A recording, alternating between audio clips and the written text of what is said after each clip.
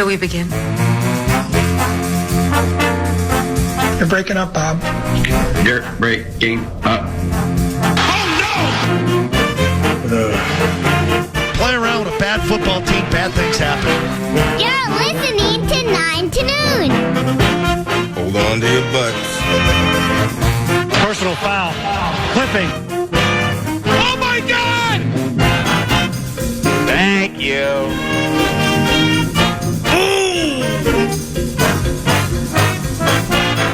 Got to be careful with Johnny Pecker. Double doink. I mean, pick your poison with that defense. Just listen. Just listen. 9 to Noon.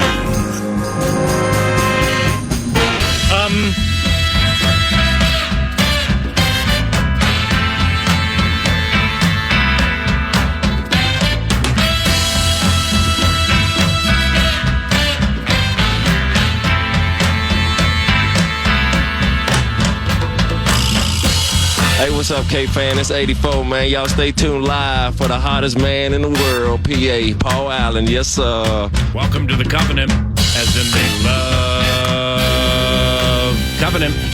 Indeed, it is Paul Allen. Nordo produces. Kevin OConnell coaches the Minnesota Vikings. JJ McCarthy threw footballs for the Michigan Wolverines. And Kevin OConnell, 9 to Noon yesterday, said this about said slinger. You know, I see a guy that, maybe he didn't have the type of volume, PA, that some of the other guys in the draft had as throwers. And I think that's kind of been talked about a lot, but I don't know how valid that is, just because some of the other volume of attempts that you see from other players in the draft, they might just be bubble screens and RPOs and just kind of spitting the ball out as extensions of the run game. So really, when you start talking about something beyond the stat sheet, beyond the box score, I think you can dive into the tape and see some things that JJ McCarthy did that maybe some of the other guys in the draft didn't do. He did play under center. He did play in a world where he was part of a strong run game that they tried to marry the run in the past with play action and keepers. And then I think when you turn on JJ's third down tape, you see some pretty high level production. And what does that normally lead to?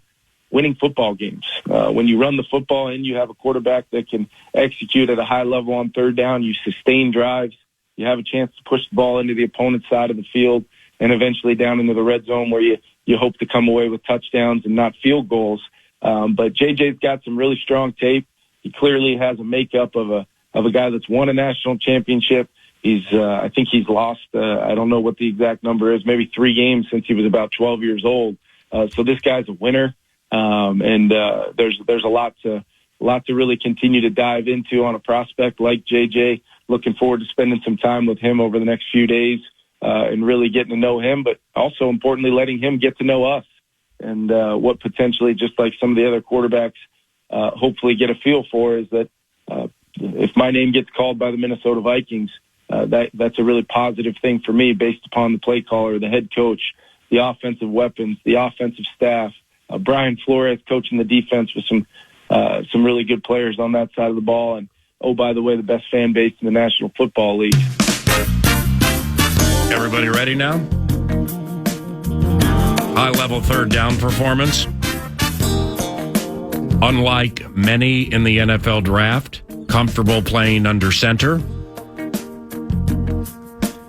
High-level performance in big spots, big situations, big games against defenses with players heading to the National Football League a month from tomorrow, and cold-blooded connections. As Kevin just said, that leads to winning football and winning football games.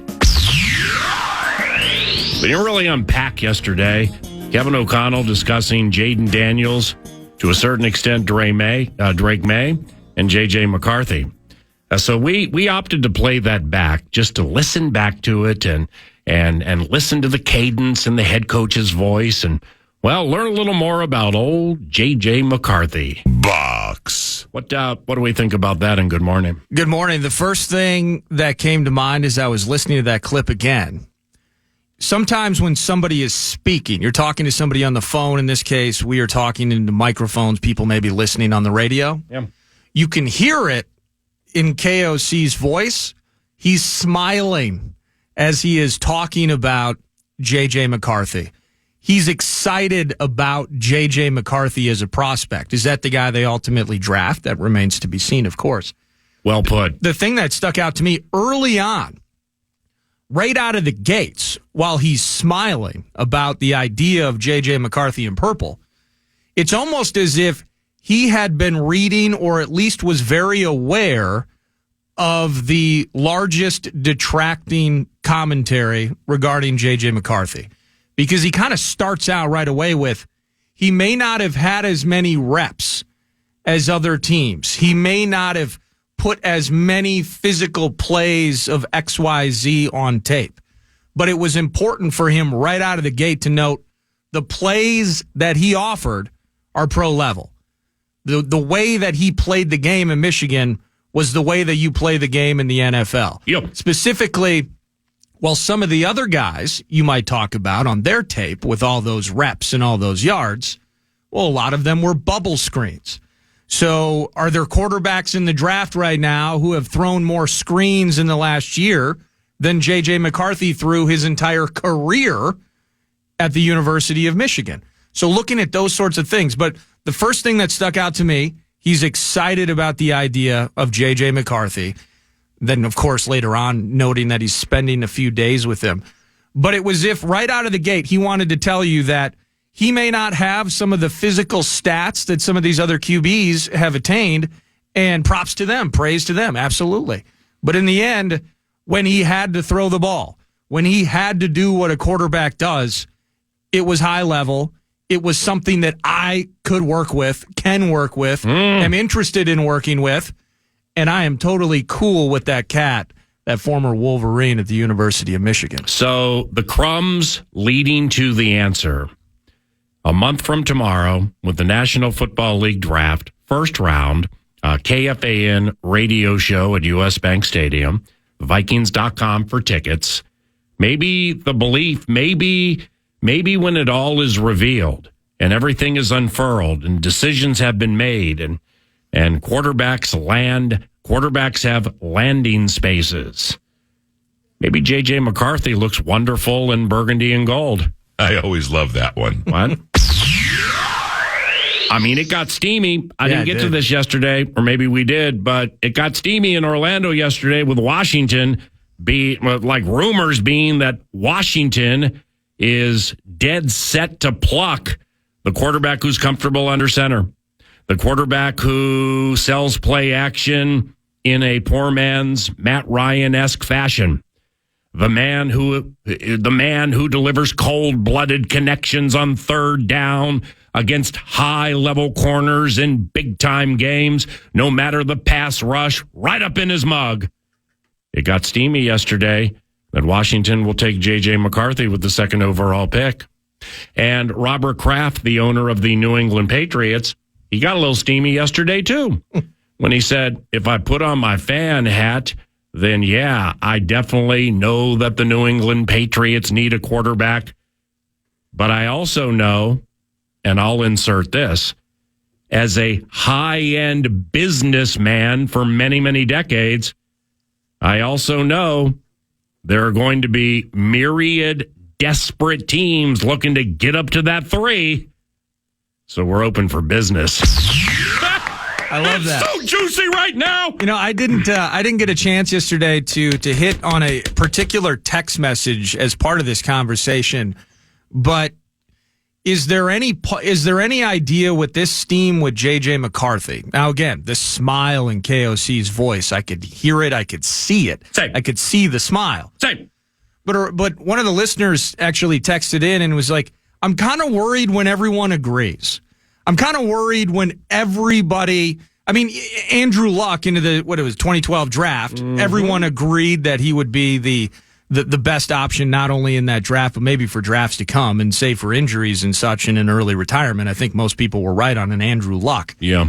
But the idea of everyone agreeing that is leading to the steam, to the heat, to the boiling over of the positivity with JJ McCarthy was kind of giving at least one listener some pause. Yeah. But in the end, however this shakes out, if JJ goes too, well, shucks, we gotta pick between who? We gotta pick between Jaden Daniels and Drake May. Oh no, not that. Anything but that. And so the steamrolling that's taking place and all of that, but anybody that makes KOC smile, we are leaping with faith here that this guy is going to identify a QB that he can mold into what's best for this offense, best for this team moving forward.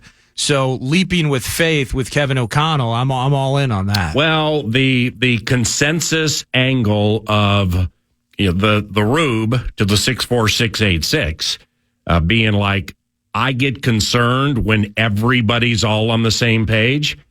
That's the worst news the Chicago Bears have gotten all year. I always love that one. On with that Caleb Williams. And finally, Arizona is a major key here. And here's why. A, the general manager is comfortable working with Arizona. See the Josh Dobbs trade. Secondly, they own the 4 spot. All right? They own the 4 spot. It could go QB. But there are 4 about whom many seem to be chatting. But as I pounded on last week, Arizona has 6 of the top 90 picks in the draft, including 4 overall and 27 also in the first round. What do we think about Minnesota's 11th and 23rd and next year's first to Arizona for the 4th this year and the 27th this year? We got 3 first-round picks for you. You got 2 for us. You win. Or do you? Let's chew on that. This is 9 to noon at FM 100.3 KFAM. Thank you, TimberTech and TimberTech.com. What's on deck 9 to noon includes Florio, PFT, we, 9:35-ish. The New England Patriots play-by-play voice, Bob Sosi, will join us at 10. We have a Wolves segment at about 10:17, analyzing our lot in life. And Russo Radio takes off at 10:35. Amiable, affable, and voxing immortality with his SEC on CBS days, Minnesotan Brad Nessler graces the airwaves at 11 o'clock. Nordo produces, and I'm Paul Allen. This is your speculative leader, The Fan, and KFAN.com. My ding-a-ling, my ding-a-ling.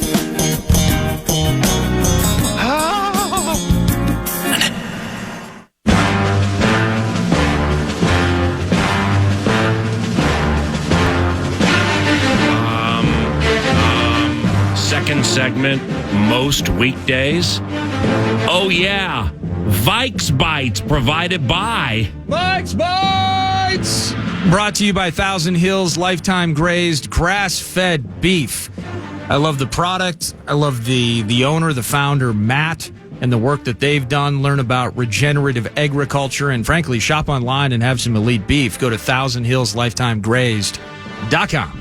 Thanks for putting Elite Vox, the amiable Brad Nessler, in the mix today at 11 o'clock. I mean, I and we and you know who Brad Nessler is. St. Charles, Minnesota, go crazy. Correct. Some of the games that he's called.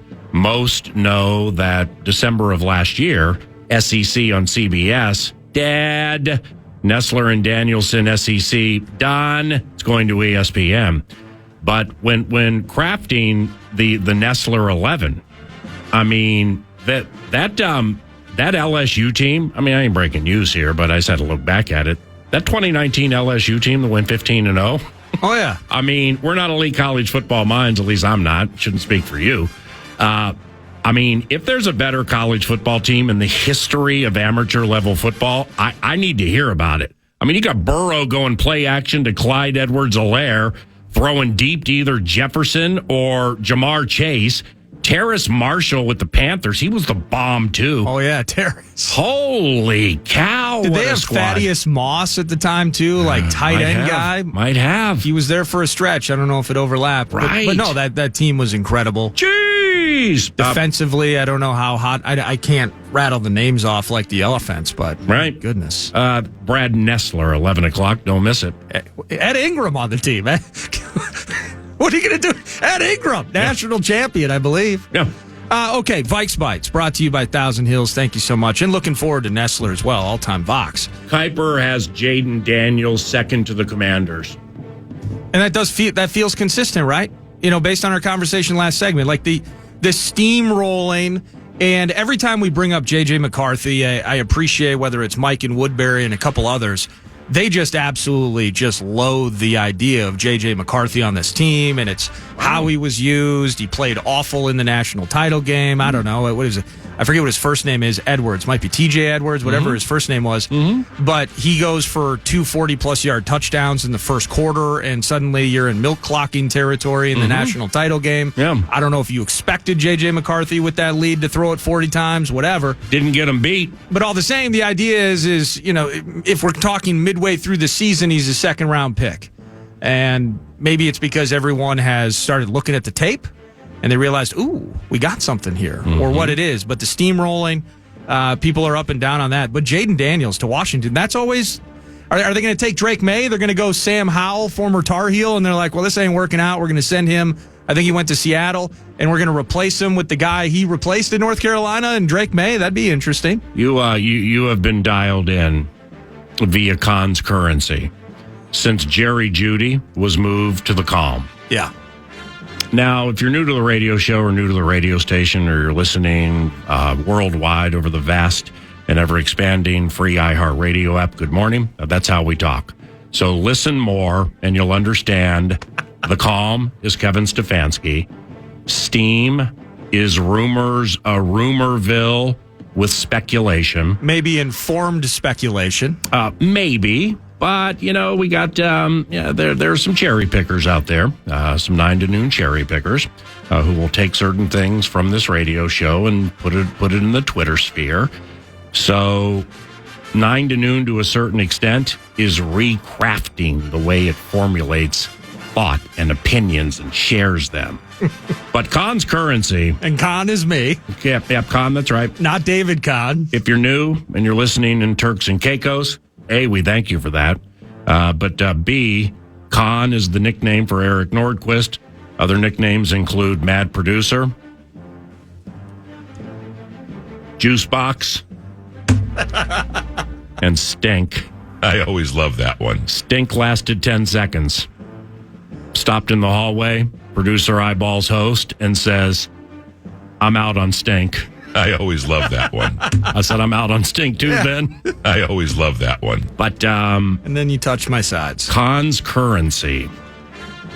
Jeudy to the Browns, and more picks amassed by the Denver Broncos. Like a 5 and a 6 or something like that. Yep. Couple picks. Currency for the anti-Vike. The anti-Vike is Sean Payton. For those of you new to the bit, he's the anti-Vike, and there's no need to explain it.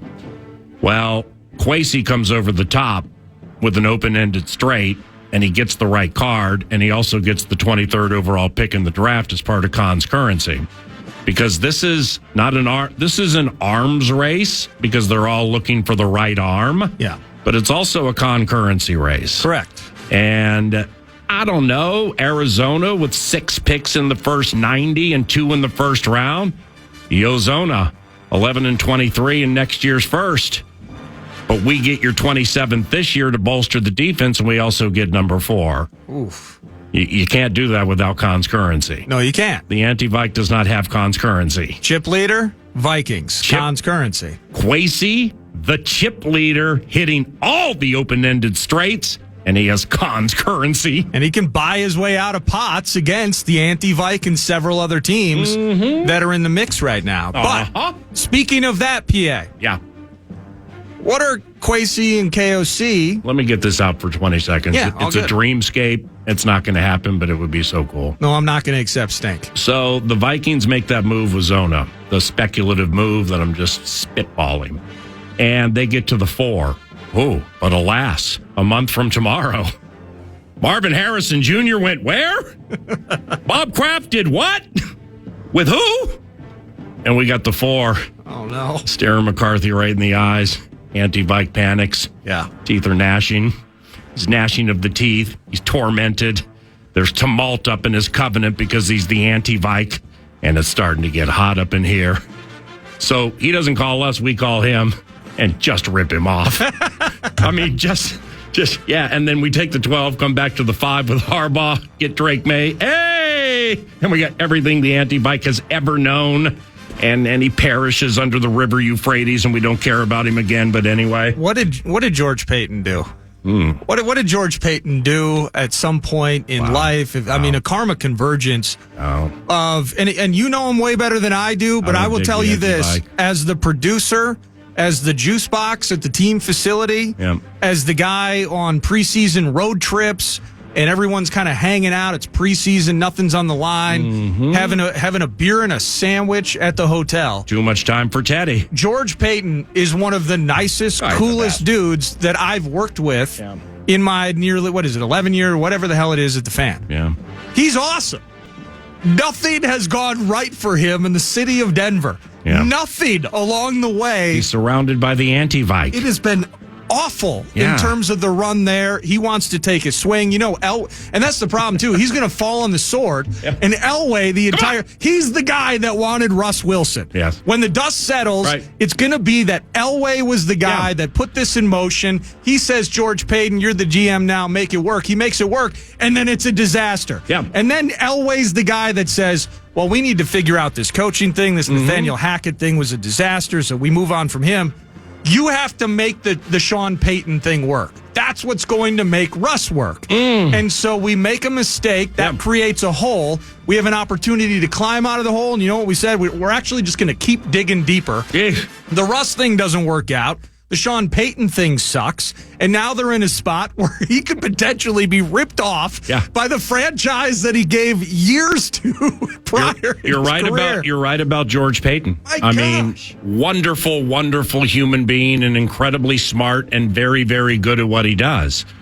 But mysterious supernatural things change in lives when they associate with the anti-Vike. I'd like to tell more of this story, but I'll just end it like this.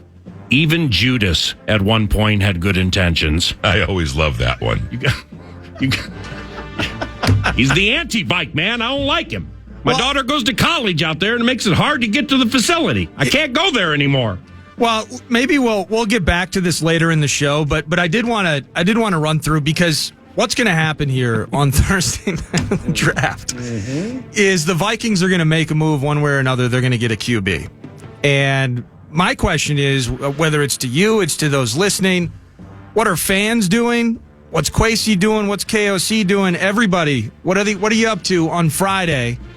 And can you deal with the idea that you have no second or third round picks? Does the exhilaration of taking a QB on Thursday for Rubes, does that satisfy your draft thirst? I got an idea.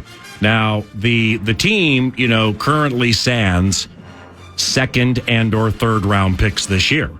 Say a move of some sort is made and they get into a position and they draft a quarterback. Let's say that quarterback for the purpose of speculation is Drake May. Okay. Well, now, while the personnel people, Kwesi, Grigson, and the vast and ever expanding staff, along with the coaches, well, they're going to be scheming and crafting and looking at players and trying to get back into maybe the third, something like that. Well, that doesn't mean that we have to do that. So you bring Drake May to the facility, you throw a freaking party in the field house. I always love that one. I'll MC that mug for free, and we'll interview Drake May for an hour while watching the draft, all the while knowing we somehow sniped the anti-Vike and got the last word. I always love that one. I mean, that's not a bad idea, actually. All right, Mike Florio, ProFootballTalk.com. He joins 9 to noon around the corner. Nordo produces. I'm Paul Allen. This is 9 to noon. The captain. There's something wrong with you. Super Bowl homeboy. It was driving me crazy. We don't play the PlayStation like that. Good morning, Michael. How are you? Hey, doing great. How are you? Good. Mike Florio, preeminent with ProFootballTalk.com. It's been around more than a couple of decades, followed every step of the way by 9 to noon. ProFootballTalk.com. Mike's also an author. Father of Mine is his most recent book. Learn more about that at ProFootballTalk.com. And he also works with NBC's Football Night in America. I'm cool with the XFL kickoff bit. Are you? Well, yes and no. And first of all, the most recent book is not Father of Mine. The most recent book is On Our Way Home. That's the Christmas book. The Father of Mine continues to be more relevant to the current calendar, and the sequel to Father of Mine is coming later this year. So thank you. And thank you for allowing me to co-opt the show to make a pitch for my own stuff on the side. As to the kickoff. Hold on. PA. And good morning. Good morning. And good morning. They are really experimenting with this, and this could go well, or this could go the way of Peter Brady's volcano for those of you out there who are from my time frame when Marcia, or was it Jan, and her friends all got splattered with the gray lava from Peter's failed chemistry or science experiment. I like the idea, and here's what they won't say out loud, but I think this is what's at the heart of it. They started to pivot away from the traditional kickoff in 2010, 2011, after Kevin Everett, after Eric LeGrand, after catastrophic injuries happening during high-speed collisions on the traditional kickoff play. They are concerned that someone is going to suffer a broken neck and permanent paralysis or death on the field. Damar Hamlin directly resulting from a kickoff return play, because what happens is you have guys running at each other, they reach full speed, they dip their helmet instinctively, they collide, and you get maximum forces on that C4, C5 area in the cervical spine. They want to avoid that. That's why they have been dealing with the kickoff return by reducing the number of times it happens. It's the most dangerous play in the game, so let's just make it happen less often. Now they've decided, wait a minute, we can't continue to do this where there's no kickoff. Let's come up with a version of this that takes the high-speed collision out of the game. And that's what this does. With everyone packed in tightly, you don't have guys running full speed and making that, it's like Newtonian physics when you've got two separate objects going at maximum speed. It's like a fastball hitting a bat. You have the forces multiplied exponentially because the bat's moving one way, the ball's moving the other way, and when that collision happens, bad things can happen to the players. Now, let's see what happens. You get a guy who is a very skilled kick returner who has great vision and sees that opening when there's just one line to get through because everybody's packed together. I thought of you earlier today when we were doing it on PFT Live. And he's loose because he's going to be loose a lot. And the teams with the best kick returners are going to have great field position and score more points. And this thing is going to potentially be a major factor in the overall landscape of the NFL in 2024. And so there are changes that are going to be taking place post haste. In other words, elevating receivers or DBs who can return off what you just said. But they're also going to need different personnel on coverage teams, especially. I mean, maybe more receivers, tight ends, running backs, and or DBs. I don't know. But there are going to be dramatic changes to personnel for kick coverage and kick return, don't you think? Yeah, I think it's going to be a lot of linebackers on the coverage team who can, and who are adept at having the instincts to get to the ball carrier, get through the crack and get to the ball carrier and get him on the ground. I think we're going to see a massive overhaul of the bottom of a roster because now, and this is one of the reasons why they pushed it through yesterday, the teams want to know what we have to prioritize in the draft. And if you are a highly skilled kick returner, well, all of a sudden, you're more valuable to the National Football League. You go up in the draft boards because, hey, I need a receiver. Oh, this guy also runs a 4.3, and he's got 4 kick returns for touchdowns during his college career, whatever the case may be. That guy becomes more valuable. It's not a coincidence that former Vikings first-rounder Cordero Patterson, one of the all-time great kickoff returners in league history with a record all-time of 9 kick returns for touchdowns, he immediately signed with the Pittsburgh Steelers, just literally hours after this rule went through. There is value enhanced by the guys who can get it done. And I think what we're also going to see, and I'm thinking back to, this is probably before your time with the Vikings, there was a primetime game between the Vikings and the Chiefs. Randy Moss back deep to return the punt, scored a touchdown against Kansas City in their building. Vikings ultimately lost that game. 99. But I think you're going to see more teams use highly skilled offensive players as kick returners because the potential for catastrophic injury is going to be lower because everything's packed together tightly. You're not going to have somebody running at you full speed and diving at your knee and blowing out your ACL. And Kevin OConnell was on the radio yesterday, 9 to noon, and he spoke glowingly of quarterback Jaden Daniels, also JJ McCarthy, and Drake May, but seemed to say the least about May, which if you're Florio raised and trained and you're trying to weave your way between the lines, that might mean that's the one he wants. Go ahead. Well, no, draft night's going to be on draft night's going to be on fire, man. ProFootballTalk.com, the radio show, it's going to be on fire, man. Well, you've got 5 or 6 quarterbacks, and nobody seems to know who's the guy after Caleb Williams. Is it Jaden Daniels? Is it JJ McCarthy?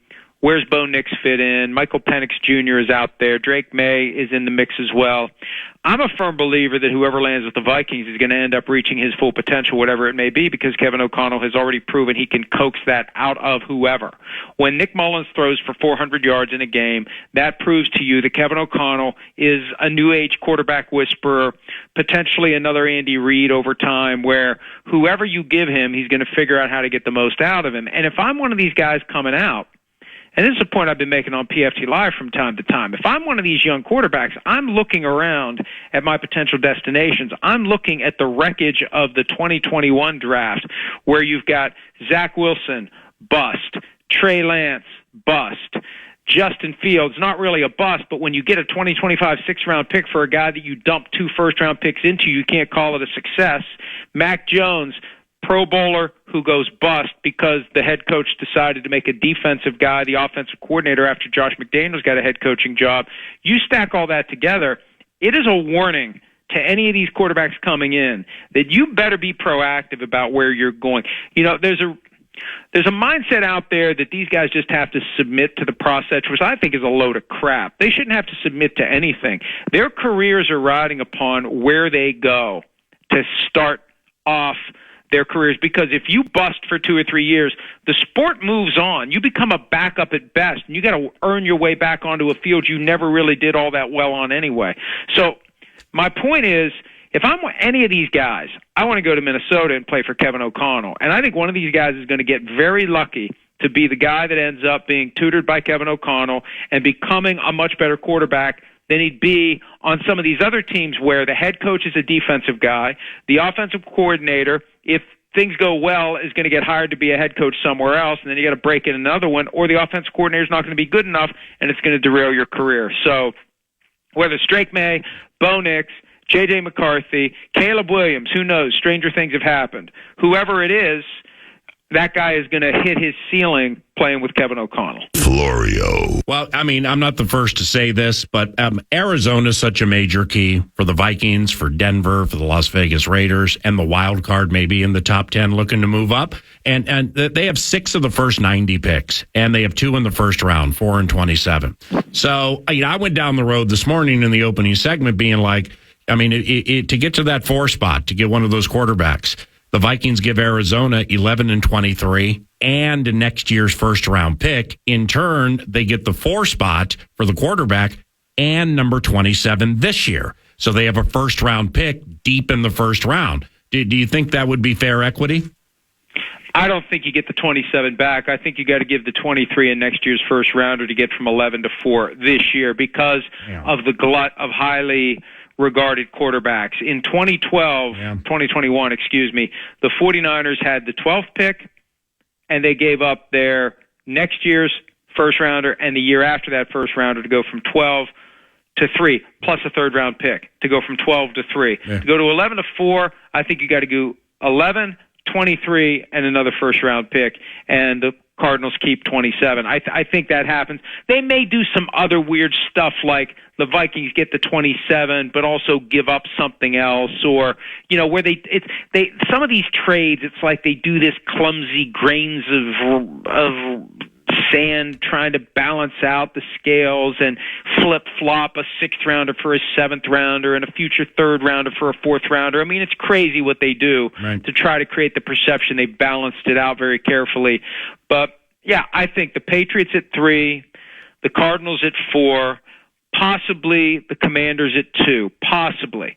If they decide they don't really love Jaden Daniels and his pro day workout is today, and there's somebody else out there that really loves Jaden Daniels, and if the Commanders think, okay, we could take any of these guys after Caleb Williams, we'll be content with any of them, we can trade back, add assets, get one of these other quarterbacks. If somebody really wants Jaden Daniels, or JJ McCarthy, if this notion that there's a lot of hype attached to him, that he's quote-unquote rising the boards, but it all comes down to who the Vikings really like, who they go get, and it's not in their interest to share any of that publicly because it complicates your strategic objectives if everybody knows what you're trying to do. How about that Twitter poll and question that you posed yesterday? If your favorite team is looking for a new coach after this season, would you want Belichick? Reading from ProFootballTalk.com, the outcome was by more than 70% no. Well, let me be clear on that. We did that during the 2023 season when it looked like he was going to be out in New England, and so it applied after 23.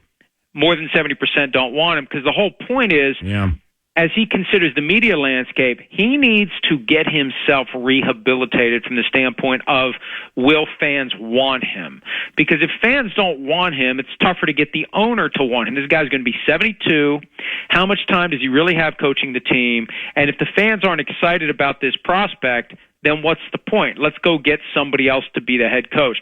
And I don't know if you've seen the Dynasty series, but he does himself no favors in that. I mean, he seems even more awkward and uncomfortable and standoffish than he ordinarily does. Like he's sitting there with his tie and suit on, and his neck, he's arched his neck back, and it just looks like he's either getting ready for or in the midst of receiving a prostate exam. Oh, holy cow. It took a turn, didn't it? Yeah, you didn't see that one coming, did you? Mike Florio can be a pain in the butt, but that's not taking place today. ProFootballTalk.com. Now, with New England... Yeah, anybody out there in their 50s, you know what I'm talking about. Oh, yeah. Just hold your breath and count to 7, and it'll be over before you know it, but not nearly as soon as you want it to be. Chevy Chase, Moon River. Patriots, their Vox Bob Sosi, by the way, on the show in about 15 minutes.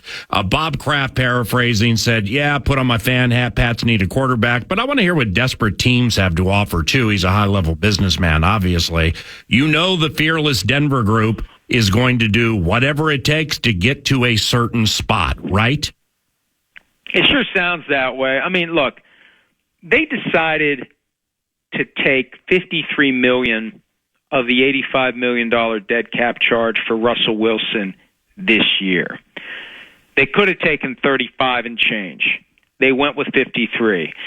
That tells me that they might view this year as tanks for nothing, and maybe they go ahead and let nature take its course this year and try to get themselves in maximum position to get a franchise quarterback next year. Do they really want to trade future assets to move up, or would they just be content to ride this season out, take their medicine, and land in a spot where you naturally get yourself a top pick? And the problem for Sean Payton is he won't tank. He's said this before on PFT Live. When you do that, you create a culture that makes it impossible to reverse. You have to have a mindset that you're trying to win every game you can.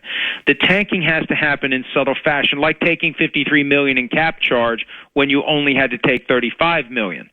That's the kind of thing that sends the message that maybe they're not really prioritizing winning this year the way they should. So I don't know that they'll give up after getting burned by the Russell Wilson trade and giving up future draft assets to get him. Are they going to give up future draft assets to get higher in this year's draft? I don't know. I'll believe it when I see it. I think they might be inclined to ride it out with Jarrett Stidham. If an opportunity falls into their laps, so be it. But I don't sense them as being as determined as the Vikings are to move up. It sure seems like the Vikings are determined to move up. PFT. tea. Hey, Michael, do you think this Ohtani situation has a chance to become the biggest pro sports betting scandal since, like, Shoeless Joe Jackson?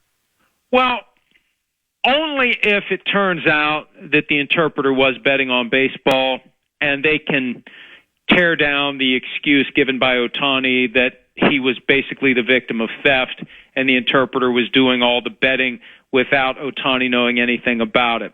I find that hard to believe. And here's the problem for Ohtani. He's locked himself into a story. When I was practicing law, I always wanted to lock the adversary into a story as early as possible, because then you go out and you see if the evidence supports the story, and if it doesn't, it's too late to change the story. You know, a lot of times what someone will do, they'll wait to see what all the facts are, and then they'll craft their story accordingly so it meshes with the facts.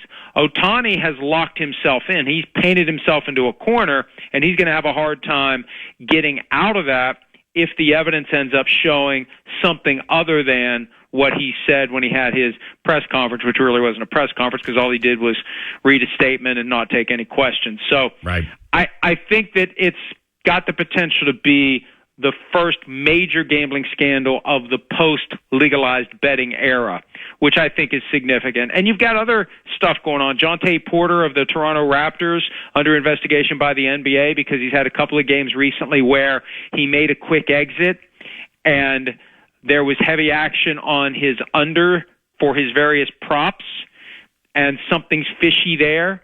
You know, it's hard to shave points when you're just one guy out of 5 or 9 or 11. But when there's major betting on individual statistical performance in a given game, that's when one player can really have an impact. And there's no way to impact it like making an early exit because you got the flu, or I have a pre-existing injury that's been aggravated, or to quote the great Rodney Dangerfield from Caddyshack, "Oh, my arm, it's broken." Well, off this topic or on this topic, how does one track this?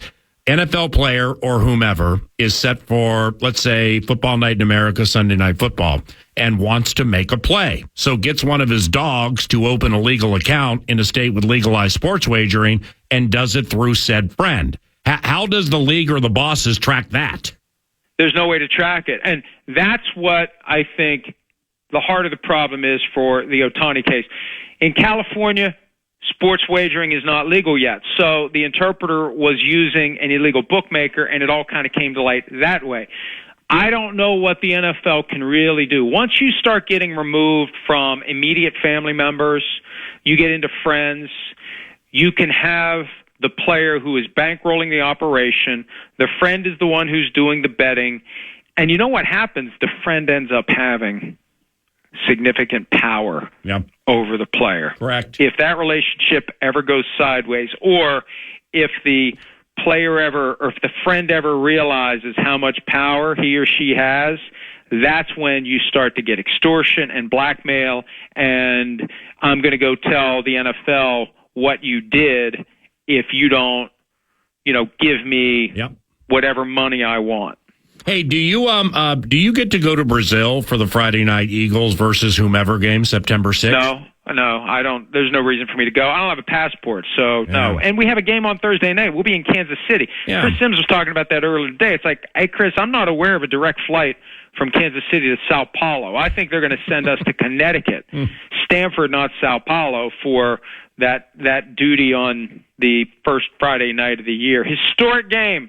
Friday night. The NFL can do it because it's the first Friday in September, not the second Friday. As of the second Friday in September, the Sports Broadcasting Act of 1961 kicks in. No televised games for the NFL on Friday nights or Saturdays to protect high school and college football. For the first weekend in September, it doesn't apply. And look at that going forward. Any year where Labor Day falls in a way that first Friday and Saturday in September is coinciding with the start of the NFL season, I think you're going to see the NFL taking over more windows, just like Christmas. They said they weren't going to play on Christmas when it was on a Wednesday, and I immediately said that's baloney. They will, and they are. Well, I mean, off that, when does the symbolic turnip run out of metaphorical blood with those Wednesday Christmas games? Are you kidding me with that? Well, here's what's going to happen. Now, I don't know this to be a fact, but I suspect that they're going to carve those games. They're going to play 2 games this year on Christmas. They're going to carve it out of the normal package, and they are going to sell it to the highest bidder. And when you consider that Peacock paid $110 million for the Dolphins-Chiefs wildcard game, Amazon's going to pay $120 million this year, and probably as much or more in future years to stream the wildcard game. I don't know what NBC's paying for that Friday night game, but you're talking about captive audience. Christmas, last year they averaged 28.7 million viewers in the 3 games they did. Wow. I suspect they're going to go hat in hand to the networks and say, how much do you want to pay for that Christmas game? And they're going to give it to whoever ponies up the most money. And it probably would not be a shock if one of those networks is a streamer and the other one is a traditional over-the-air. I don't know this. I'm just spitballing. Yeah. But I could see Amazon digging deep for the opportunity, just like Black Friday. Everyone has their gift cards. Everyone got their money from Mama and Papa, and I'm going to get on Amazon. I'm going to watch this game, and I'm going to spend the money during the commercial breaks on all the ads that are specifically cultivated for me because they know everything that we have searched, and they are going to serve up the stuff that they think we want. I have an idea to close. You and your son, young Alexander, perhaps you guys make it to the U.S. Bank Stadium game next season against Kirk O'Chains and his Falcons. I mean, we'll find 2 for you, and you know where they'll probably be, just to the left of me. Can you get them to do it on a Thursday night? Thursday night, I can make it. Well, I'll see what I can do, but I mean Thursday night or Monday night. Yeah. We thought about flying up for the Monday night game last year, the Bears game right after Thanksgiving, and thank God we didn't. Yeah. Because that was a crap show. If it's Thursday or Monday, Kirk O'Chains at U.S. Bank Stadium against Flores defense, I mean, that sounds good enough to eat. That would be good. Let's see who the quarterback is before we get too far down that path. And also, another must-see game not involving the Vikings directly, when Kirk O'Chains meets his old buddy Mike Zimmer. Oh, wow. Oh, baby, double A gap blitz up the wazoo in that game. All right, you're the very best. Call you next week. Bye. Mike Florio, ProFootballTalk.com. PFT, yeah, the Patriots, you say. They could be open for business. Their play-by-play voice is Bob Sosi, and we'll chat draft and Pats with the Vikes next.